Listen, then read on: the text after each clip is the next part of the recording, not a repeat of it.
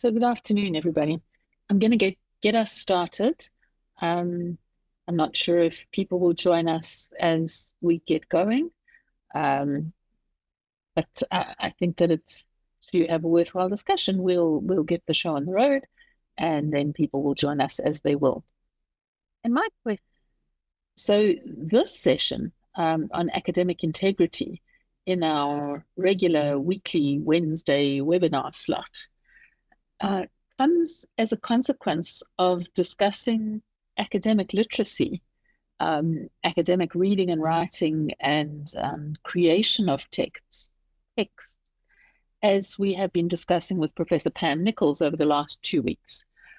And in those sessions, she focused on the idea that what we're trying to do is to assist students to develop the discourses, the ways in which people speak and think and communicate within certain subjects and certainly within certain subject areas. And that's quite a daunting thing. I think many of our students don't develop ways of writing their ideas because of the way that we present material to them, and certainly because of the way that we assess them. And so it's a big ask when you suddenly give students a writing project to say that we expect them to produce perfect work and work that is their own completely and work that is to a certain standard, certainly. And I'm not just talking now about undergraduate students.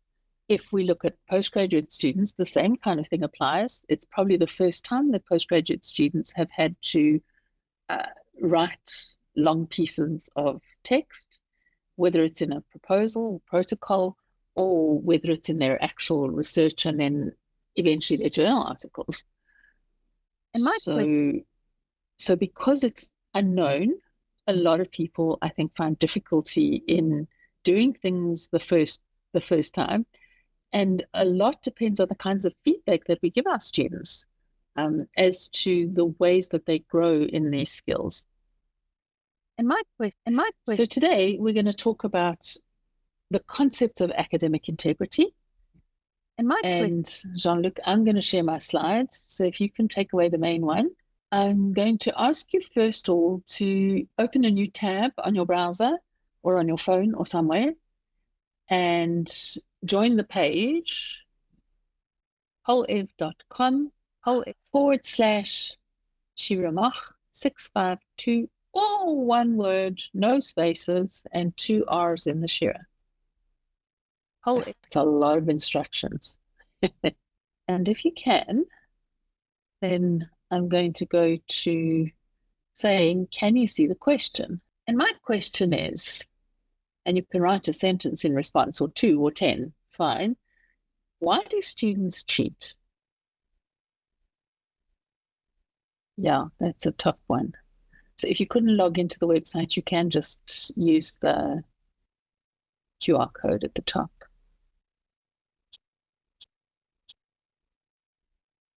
So 2 in 1. It's criteria, so that includes the performance and then the consequences. So chasing grades and numbers rather than actually knowing stuff.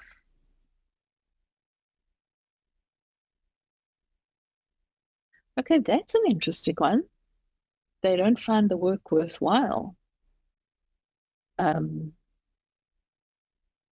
agree not wanting to admit you don't know, but the problem about that is then the consequences later on.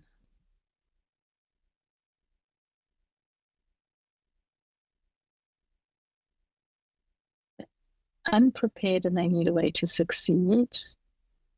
They don't want to fail. And they're not aware of the ethical implications. Yeah, I think that's probably true. It's definitely true. But the question is then, how do we make them aware? Yes, so poor time management, you're right. And an easy way out, whichever the way out is. Yes, Yes. Okay, that's very generative. Yes. Yes. Yes. Yes. Yes. Yes. So a lot of them are saying a similar thing. I want to go back to this comment here. They don't find the work worthwhile. If you can open your mic, I'm not putting you on the spot, but I'm very interested to explore that a little bit more. Um, would students cheat just because they really don't see the value of doing the work properly? Um, so I mean, would they cheat on an anatomy test rather than on um, a medical humanities test, for example, looking at the history and the of medicine or the psychology of patient care or something? Okay, but in either case, um, I do think it's important that um, we think about why it is that students cheat and therefore what we could do about it. So, in this chat, what we'll do is we'll talk about um, academic integrity, so what it is, and then why does it concern us? Because if students cheat, so what? They're passing exams, our throughput rate looks fine. What is it about that that's concerning, possibly even at a societal level? How do we develop academic integrity in our students? I think that's a huge question. And then discussions about reasonable use. So reasonable use of, for example, artificial intelligence in helping students do what they're going to be doing. So we'll start with my favorite theorist of the South. Uh, we're waiting for new ones to come, but Paulo Freire really was thinking about all sorts of contexts when he wrote his book, one of his books, Pedagogy of the Oppressed. It was in the 1970s, and he was working in Brazil. And what he was trying to do was convert all the people who lived in shacks in Brazilian shanty towns into contributing members of society. So, in other words, to improve themselves, to get better jobs, and to contribute back into the country. And he was largely successful in that. And one of his famous quotes is he says, liberating education consists in acts of cognition, not transferals of information. So if we're looking at the kind of transformative education that we're saying that we're doing here at WITS, then are we being fair if we give entire credence? So in other words, put a lot of effort and energy into looking at how students learn information rather than looking how students think and looking how students cope with um, different situations through the ways that they've learned things. So in other words, looking at how flexibly they can apply what it is they've learned. So I'm going to stop here and say, um, if anybody do you think when they start teaching their courses, tell students this kind of thing? Do we say the reason that we're learning this stuff is because we want people to be able to apply in different situations, for example, or we want people to make uh, adequate choices in what it is when they're dealing with, for example, patients, patient care or laboratory care, those kinds of things. Does anybody have any course where they've seen that done right at the beginning? This is why we're doing it. Liz, I'll go ahead.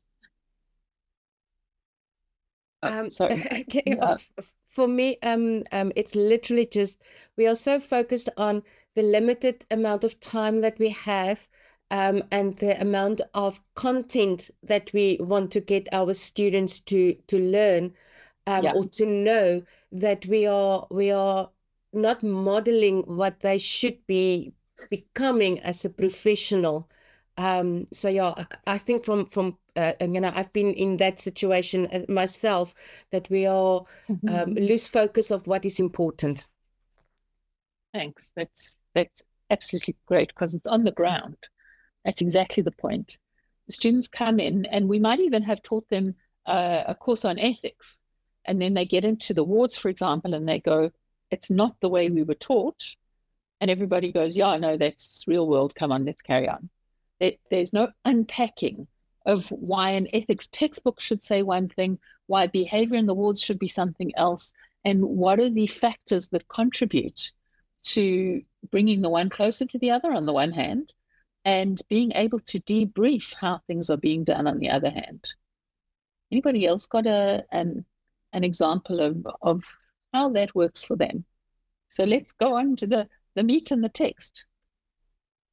So, I mean, if we're looking for a definition, what actually is academic integrity?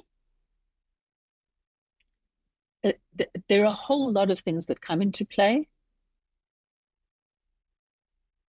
And mostly people say you shouldn't have different values for what you value in your personal life versus what you value in your professional life.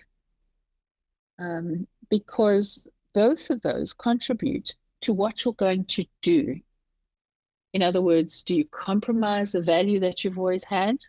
So, as a society, we are encouraged to, for example, tell the truth. And then there's that whole discussion of what's a tiny little white lie versus what's a huge, big, fat, hairy lie. When is it acceptable to tell the truth? Is it always? Do you not tell the truth sometimes just not to offend people or not to hurt people?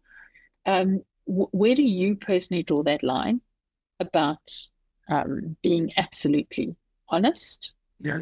And then how does that play out in terms of people's trust? Yeah. And also in terms of fairness?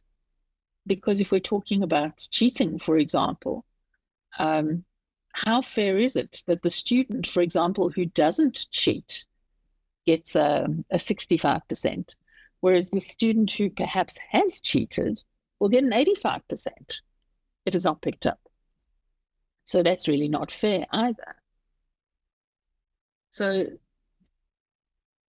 what it is that we'll accept in terms of guidelines is something that has to be defined, is what I'm saying.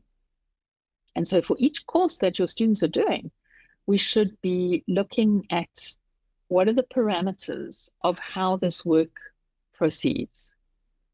And that then determines per course what's acceptable in terms of academic integrity.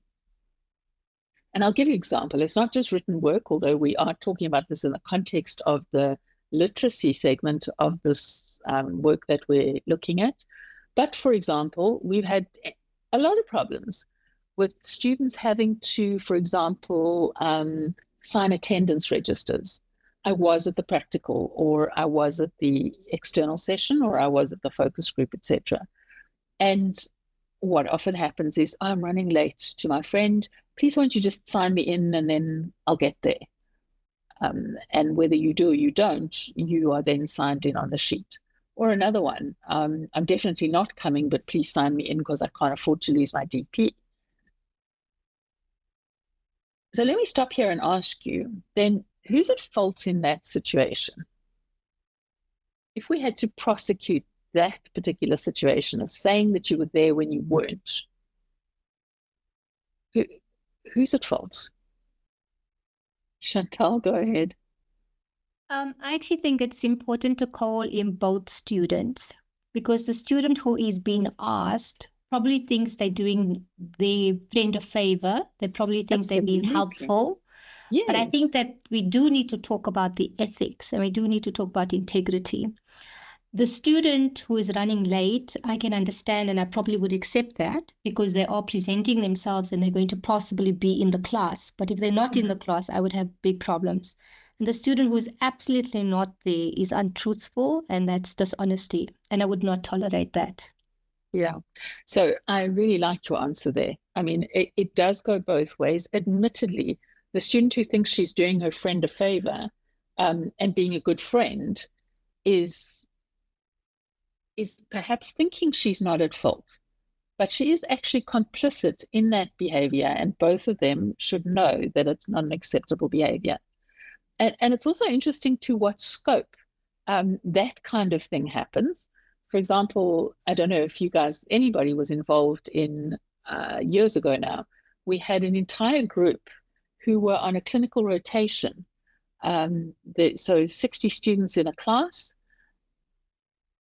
In that class, 25 students, they figured out a patch on their attendance app. So they were supposed to click in attendance online when they were attending their classes and their clinical rotations. And somebody wrote some code, which was a patch, which said that they were there and gave the pin that they were there, but they really weren't.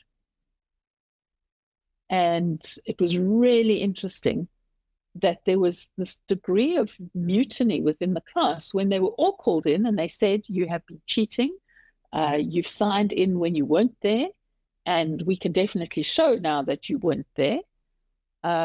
Most of them just shrugged and said, well, what are you going to do about it? Because it's half the class. So you can't actually penalize half the class. So in that circumstance, what do you think the university's responsibility is? Have a consultation with the person that find the patch Yes. to fix the problem, to fix step the number app. 1. You're right, Lizelle. That's step number 1. In actual fact, the university did expel half the class. They had to repeat the year if they, so they were excluded for the year, and they had to come in and repeat the year. At obviously great personal expense and trauma and upset. So it's one of the few times that I've been proud of the legal system of the university, that they recognize that it's not an area of scope. It really is an area of professional integrity, and therefore we should uphold the standards that we set. And despite the volume of the problem, and in fact, because of the volume of the problem, and in that course, we haven't had those problems again. Maybe just because they fixed the patch, I'm not sure. All right. So when we talk about what is academic misconduct itself, in terms of definitions, so we said cheating, but cheating with regard to what? The very first obvious one is plagiarism, where a student will cut and paste from something that's already written and put it into their own work as their own, whether undergraduate or postgraduate. It's all the same concept. And then impersonation. So that's also cheating. If you get somebody else to write an exam for you. And that's one of the reasons why there's that whole thing of your student card must be on your desk when you've got students doing face-to-face exams, and the whole issue of cameras on during all of that emergency remote teaching, and how do we make sure that it's the right person who is writing the exam. It is a real issue. Then there's the concept of collusion. So that's a polite way of saying copying, either from people around you or through collaborating, saying, I'll learn half, you learn half, and we'll just leave our answers wide on the desk and we're sitting next to each other. So in terms of how you would stop that kind of misconduct, what are the sort of things you could do to stop that kind of thing? I'm sure all of you have had students write written exams, crunched into some sort of exams hall. Okay, the question is, how would you stop students cheating from each other in a written exam, or even a multiple choice exam, because they're all sitting on the desks? Chantal, go ahead. I have very small classes, so I recognize that I can do this in my postgraduate classes. So I reshuffle the questions, and each student gets the same questions, but the questions are not chronologically the same. So they can't cheat because the questions are different.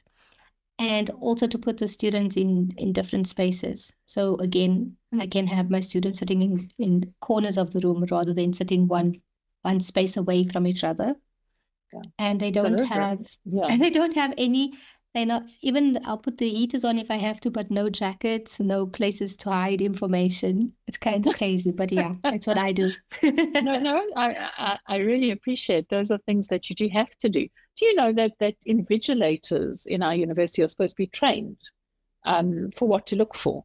And before you write exams in a very big exam venue, the toilets are supposed to be checked, including inside the cistern. So, like students might leave crib material in a plastic bag inside the cistern and pull it out when they've run off to the loo. Adrian? Hi, Shirra. Just a note on the bathroom thing. I mean, I've been invigilating as well. Yeah. And you don't feel like you want to go in with the person while he's having a pee because it borders on. No. For So, I sure. mean, what are you supposed to do? I mean, you can't stand there Yeah. watching them. No. So I think university regulation is that you would walk with them to the bathroom and allow them reasonable time and then accompany them back. For girls, it's easier, or for bathrooms where there's a door, they can go in and do their business and you can be hanging around by the basins. But for men, it's a bit of a different story, I guess. You don't want to be there while they're doing what they have to do. Yeah, so theoretically, you are supposed to accompany them all the way for the exact reason that I've said. People could hide things within a stall, for example. And if they're taking unreasonable time, or even if you hear unreasonable sounds, you're supposed to intervene, which I'm not sure many of us feel comfortable doing. So it's also about personal space and personal boundaries. Sure. The thing about the collusion is I think you have to think about, like Chantal does, unusual ways of making sure that your students can't collude. So changing the number of the ordering of the questions is a good one. And they do that, especially when students are sitting together in computer labs and doing multiple choice questions. So they can all get a different order of questions. And secondarily, you can be, if it's not in a computer lab, you can probably be quite creative in the ways that you do it. One is having a seating plan. So make sure that students are seated to a certain plan. So the easiest way to do that is to get the seats in the venue and to put them against your class list. The problem with that is students learn pretty soon that that's how these seating plans are devised. And so they start making deals with people in the alphabet next to them because that's, who they're going to be sitting next to in the exam. So a few times what I've done is after test one, I've taken students' class rankings. And in Excel, it's very easy to do, to rank from the student who got the highest mark to the lowest mark, for example, and to seat the class in that order from the lowest mark to the highest mark, going backwards. So that if somebody wants to lean forward to copy, they're copying from somebody who's done worse than they did in the last test. Which doesn't always work, obviously, but it is a strategy to think about. Jean-Luc, tell us a strategy. I'm just pointing out some of the strategies outlined in the chat and some instances where students were cheating. Kennedy mentions that their strategy for dealing with cheating is seating arrangements. Yes. Yes, and Lizelle outlined 2 incidents where a student wrote notes on their forearm and it looked like a tattoo. Another one where she also suggests you have to check the stall in the bathroom, where once a student wrote the answers a previous student wrote the answers on the back of the door for the next student to find. And I also provided an example where a student once wrote the answers to the exam on the inside of a water bottle's label as well. Oh my golly goodness. Yeah. Gee whiz. Gosh. Yeah, it's really, really, really interesting how very creative students can be. Also, in a way, a bit selfless, because we used to have a situation where half the class wrote an exam and the other half were held in this holding tank. And there were students, and at the time, of course, you're not allowed, it's an online exam. There were students who managed to smuggle in data sticks and copy the exam and hand it off to the next group of students. And then the order of the holding tank was switched for the next test. So the other student then came in and copied it off so that both students had a chance of doing well in one of the tests by getting the questions in advance. So this collusion aspect is huge. And although we do go out of our ways to develop systems so that they don't do it, sometimes it's actually quite difficult to do. And that's why we come back to the concept of integrity rather than punitive policing. We'd rather our students were honest than that we had to become draconian policemen. I just want to cover the purple block quickly, and that is the idea of contract cheating. Anybody heard of that and how it works? Yes, Kennedy, thanks for joining that conversation. Yeah, contract cheating as an idea, he said, is like outsourcing assignments. And I have some really interesting material on that. If we look at contract cheating, it's where you get somebody else to write your assignment, whether it's an essay or whether it's answering short questions or whatever. And in the old days, it just used to be, oh, somebody good who's doing it. The problem with contract cheating is usually students pay for the service for somebody else to do their assignment. But now there are also quite a few free sites where that sort of support is available. So the idea of looking at what the risk is of contract cheating, obviously, of getting caught. The first thing is the emotional cost. If you get caught, it's terrible because, you said the essay was yours and it wasn't. The second is the trustworthiness of the sites. So first of all, the data security.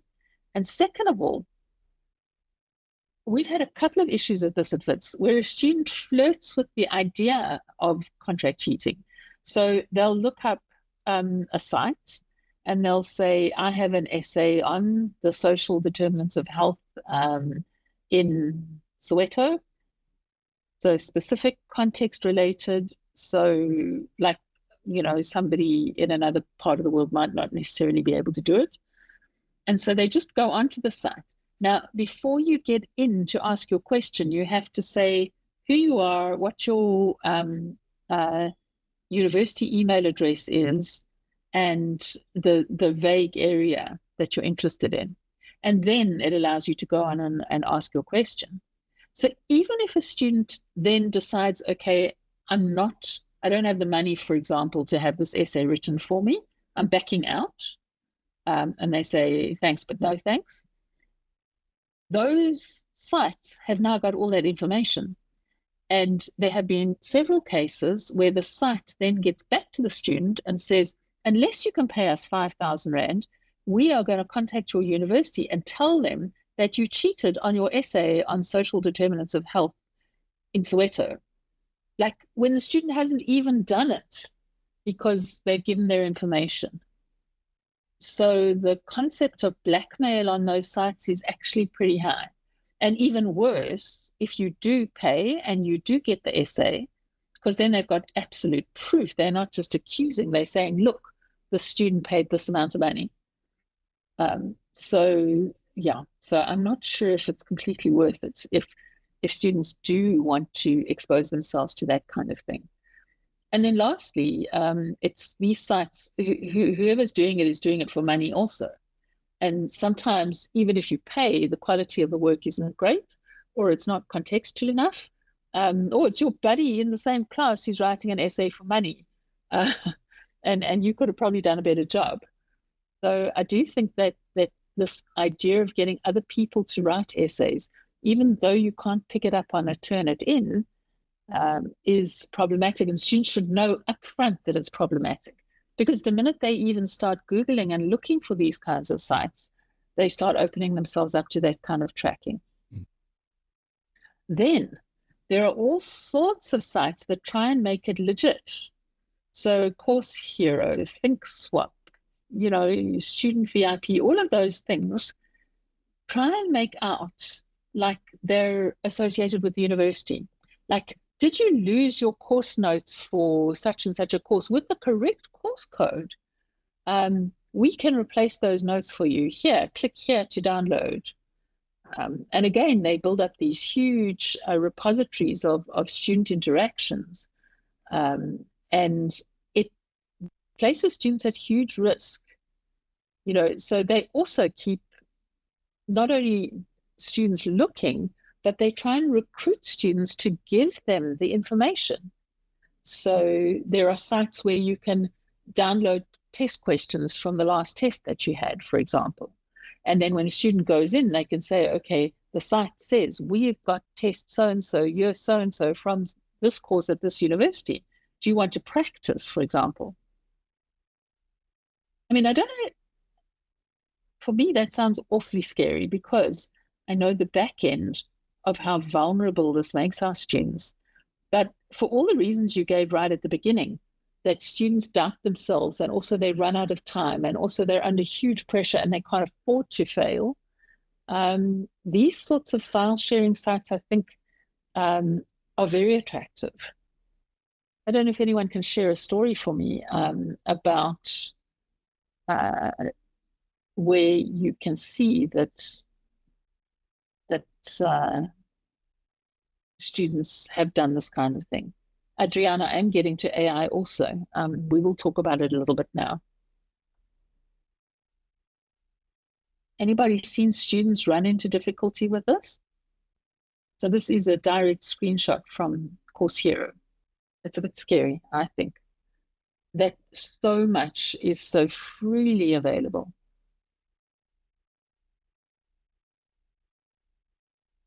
And then the fact that, yeah, Lizelle, you can join the conversation.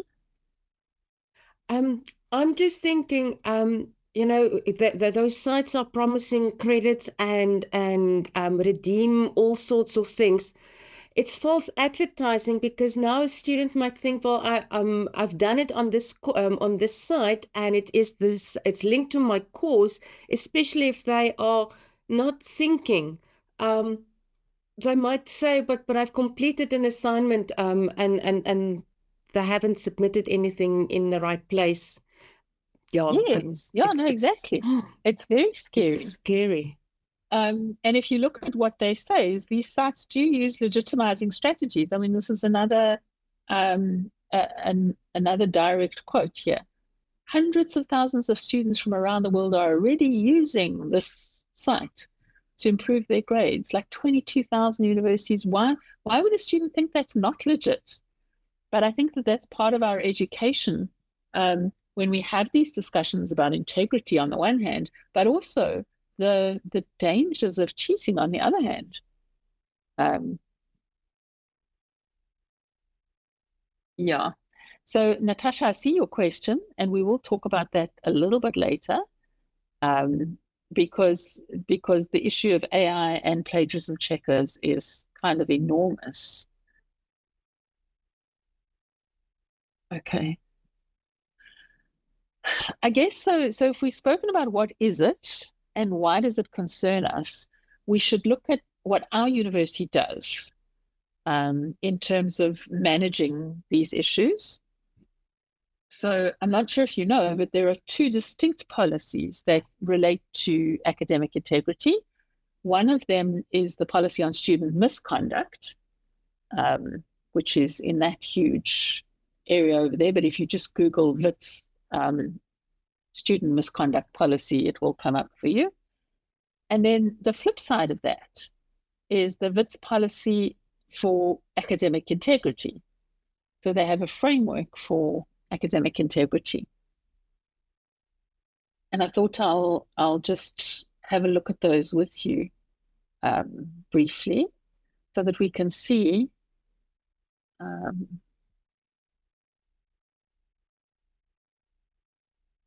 this is the student misconduct policy. and it speaks to you. So first of all of these have been updated pretty recently because of generative AI. So they've tried to make sure that they've gone to every single level. They speak about the scope of the policy and the principles, and then the developmental responsibility of the university. So if you catch a first-year student plagiarizing, copying and pasting, or copying off their friend's essay or whatever it is, there is a different consequence according to this policy than if you catch, for example, a final year student or even a postgraduate student doing the same thing. So it's not one size fits all in the policy, and it's certainly supposed to be viewed as developmental rather than punitive. But did you know that each school is supposed to have an academic misconduct committee, and that they're supposed to speak to all of these issues, like plagiarism or self-plagiarism or all of those collusion things that we spoke about? And all of it is about quality assurance of the academic project. So in other words, we don't want students to leave saying, first of all, it's really easy to cheat at WITS and you never get held accountable.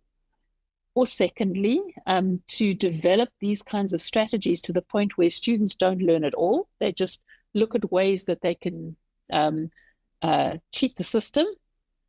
And I have often said that particularly the students that try and hack into online exams, etc., are doing so much more work, and it's so innovative compared to if they just sat down with their book and learned what they were supposed to be learning. So to some extent, maybe those are students we need to follow up on in terms of their capacity, maybe. And this applies to all students in the university. So there's our developmental policy, and here is the process and procedure. So they have a forum and an appeal forum. And each school is supposed to have a school committee that works to these criteria.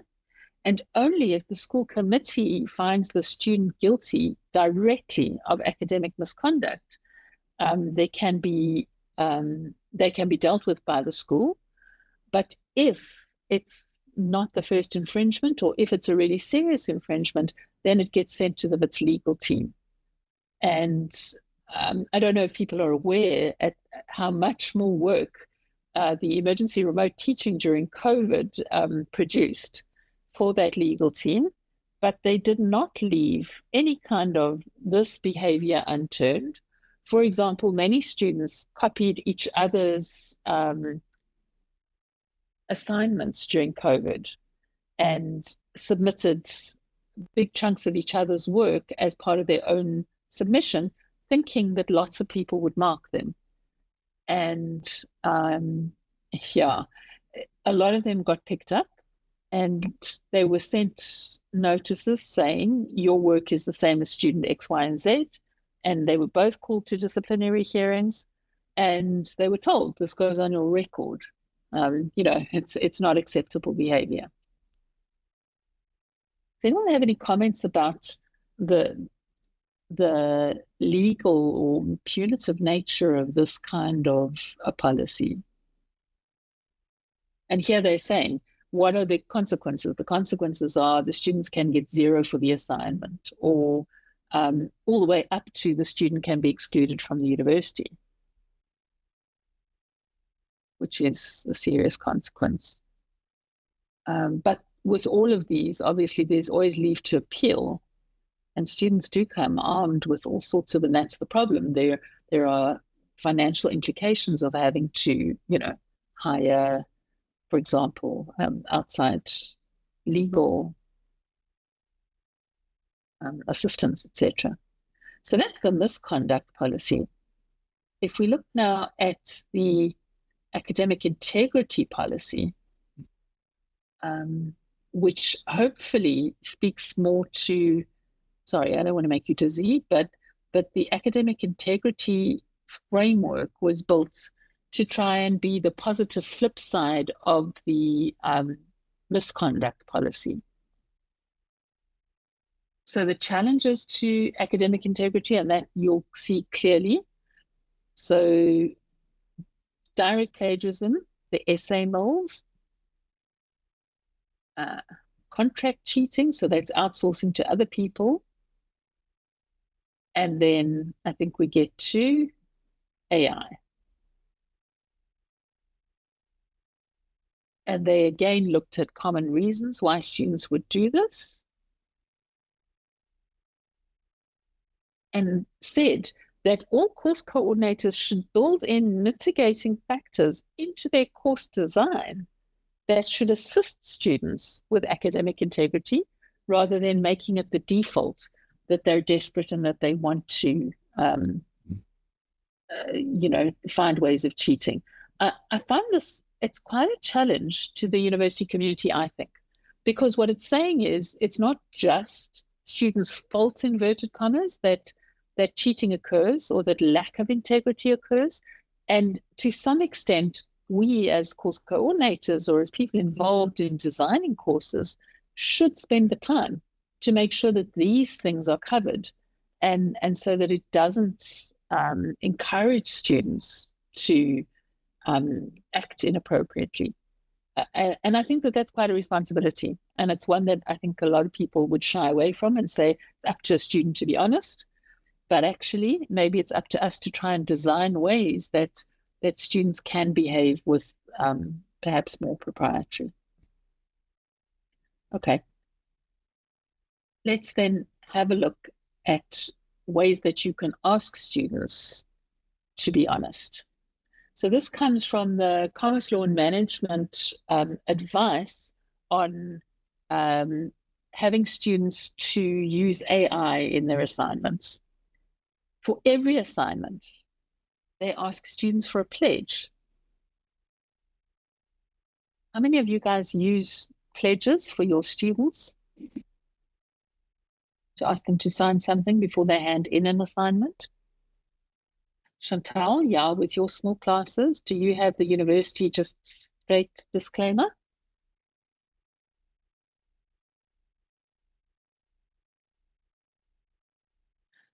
So here they're saying, I know that plagiarism is wrong, not just saying I didn't plagiarize.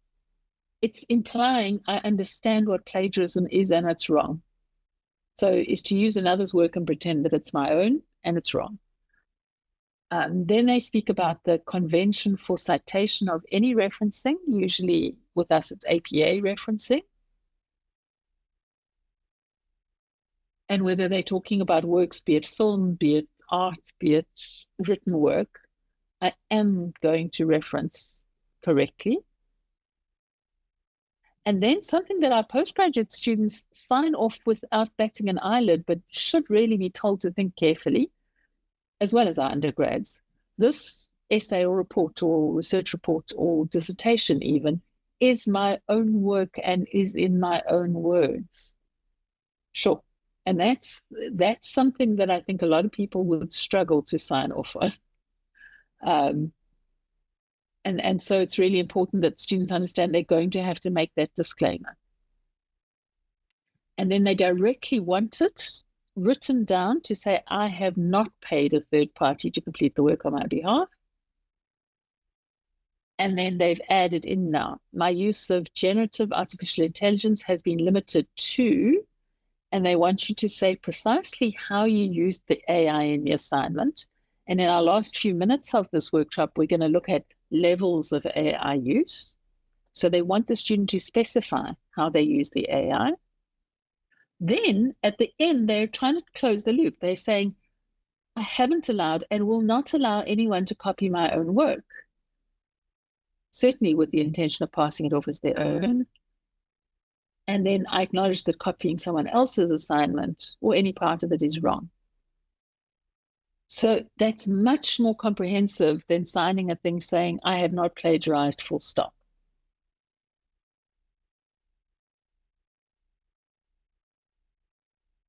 Okay. So Chantal, I agree with you. Students have to be given very strict guidelines about what can and can't be used. And that's why I think a disclaimer like this is really important, because as you say, the concern is if they get caught, they can say, well, I just didn't know that that wasn't allowed. But if you have spoken through something like this, then whether it's part of their moral code or not, whether they see it as not being bad if they copy off their friend, or if their friend helps them, or if they want to help a friend, it's both ways. They need to see that that's not behavior that's acceptable, and it can actually be prosecuted, which makes it, I think, difficult if students don't know that that's what's expected. And that's why it's a good conversation to have. Oh, and this was just also from CLM, their referencing of how to cite ChatGPT particularly. But this is from the American Psychological Association, the APA's blog. They have all the local, the recent ways of quoting where you've used ChatGPT.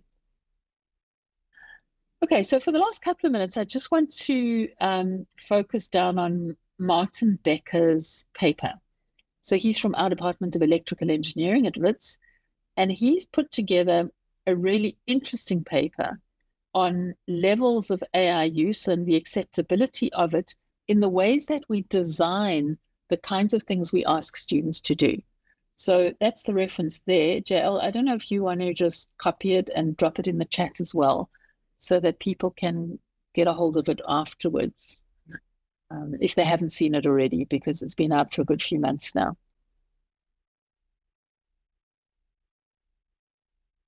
Thanks for that.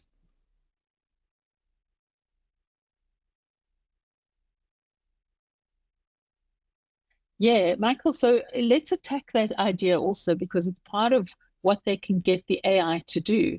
If they get an AI to just say, give me different wording of the following phrase or paragraph or sentence, without understanding that plagiarism is about ideas as well as just words. Like the cat sat on the mat, right? But then the student uses the thesaurus and says, the feline reposed on the rug. Okay. that they need to understand that that's still plagiarism. It was somebody else's idea put into that sequence for that particular purpose.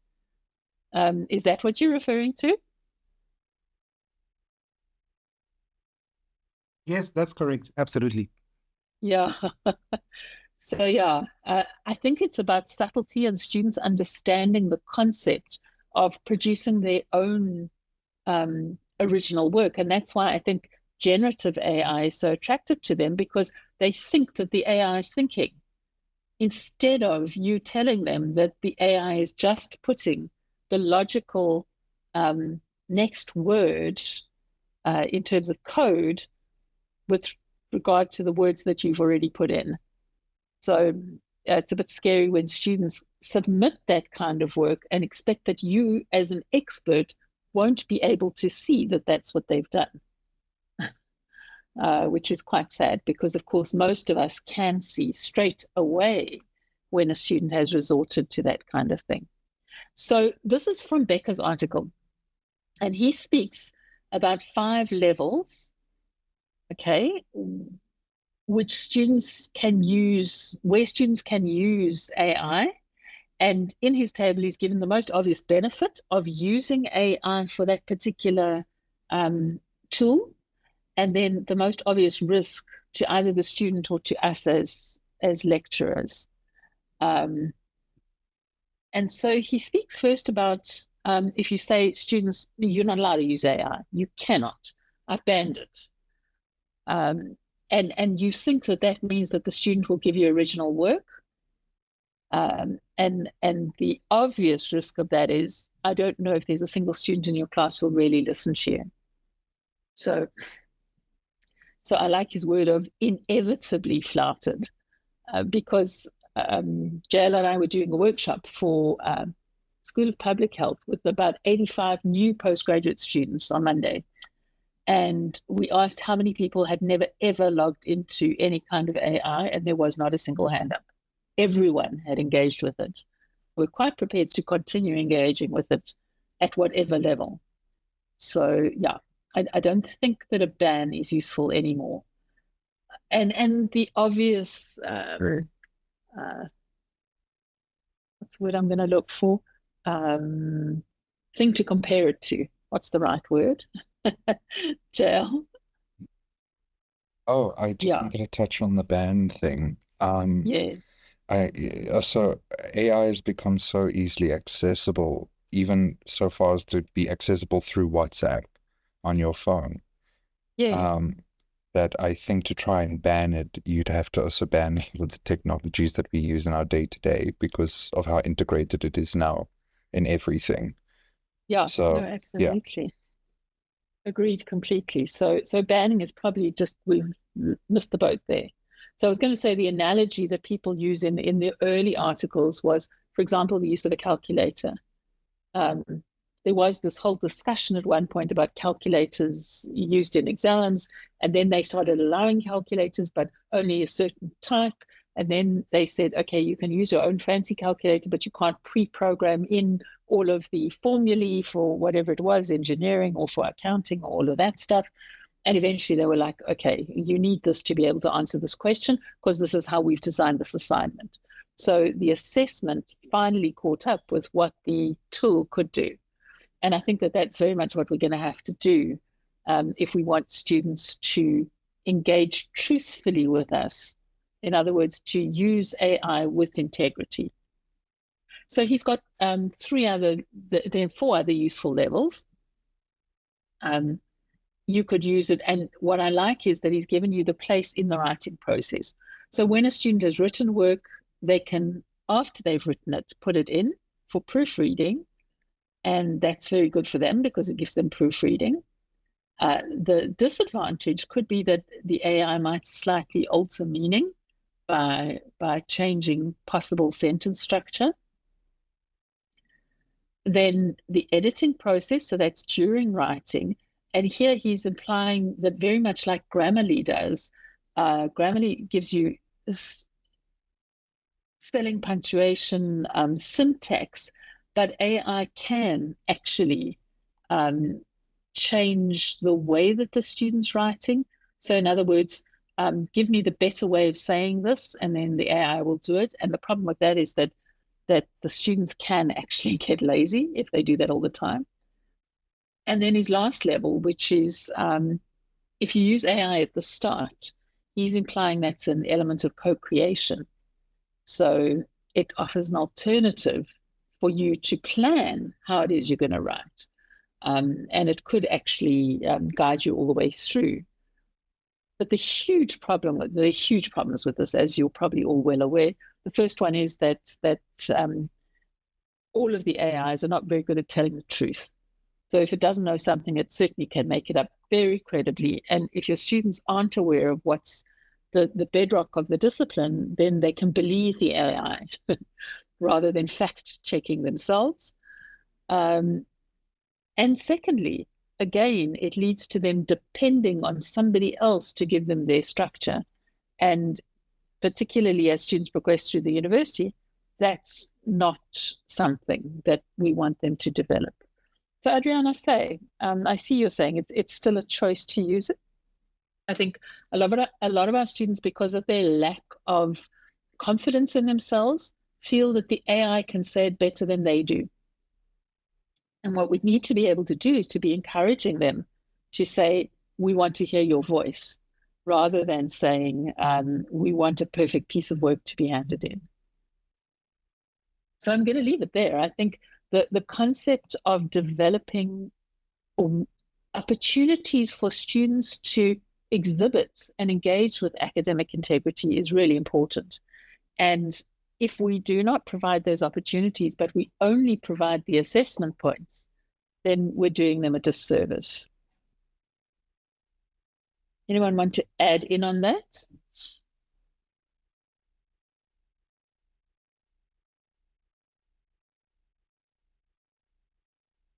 Okay, I'm not seeing hands. I'm not seeing energy and effort. So I'm going to leave it there for you. Thanks. Okay. Thanks so much for joining us this week. next week, we're starting on the July series on digital literacies, and we're going to spend quite a bit of time on AI at that point. And so I'm hoping you'll join us, and yeah, we'll see you then. Thanks for coming along, everyone. Enjoy the rest of the afternoon. Okay. Thank you, Bye-bye. Shirra.